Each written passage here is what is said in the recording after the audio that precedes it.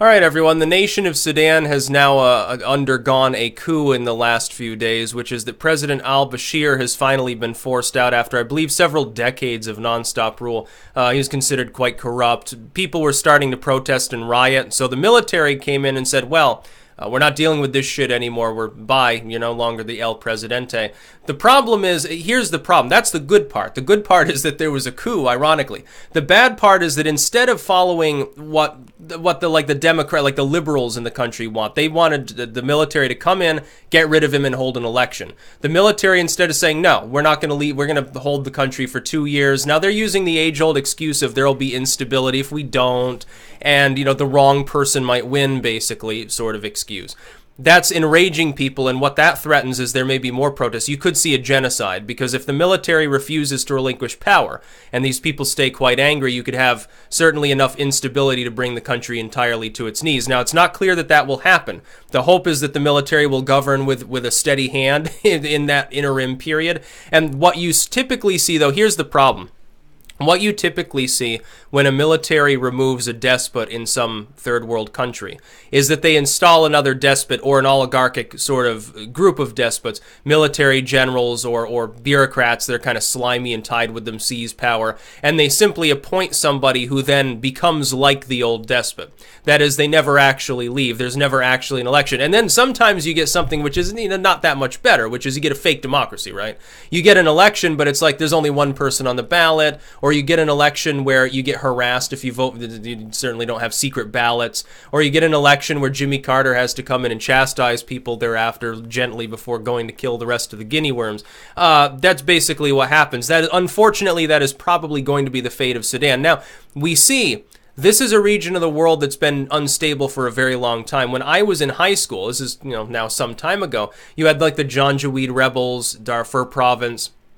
I remember I still have my shirt from high school, for the senior class, sort of like fundraising that you do. They did Save Darfur, and so people did like a run/walk, which was like, I can't remember exactly how far we went. It was like an hour or something, and people could sign up and then sort of come in solidarity, and then the money was given, hopefully, to the right people in Darfur. Now, of course, it probably meant like, the UN figures that spent their time running drugs and raping people, but, they said they were there to help. Eventually, the problem cleared itself off because everyone associated with it died, basically.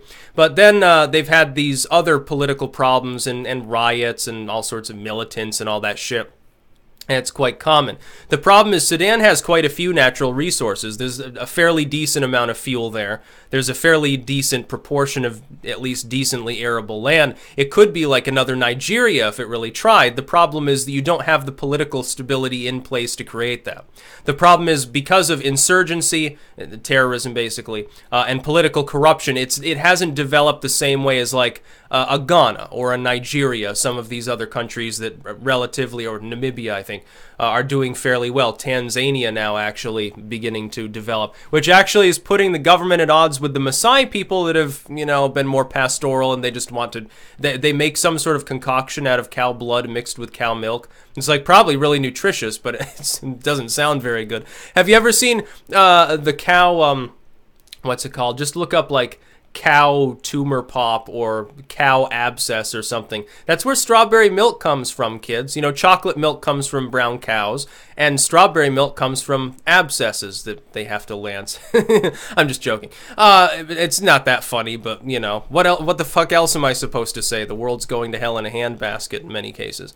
So Sudan is now, party to a coup. The hope is that the military will, at the very least, they'll govern gently. Like, you won't see, like, genocide or something, but unfortunately, what we often see, if the more liberal masses, they continue to riot and protest, the economy continues to grind down, that'll put pressure on the military. Typically, what more authoritarian military-style systems do is they just start shooting people.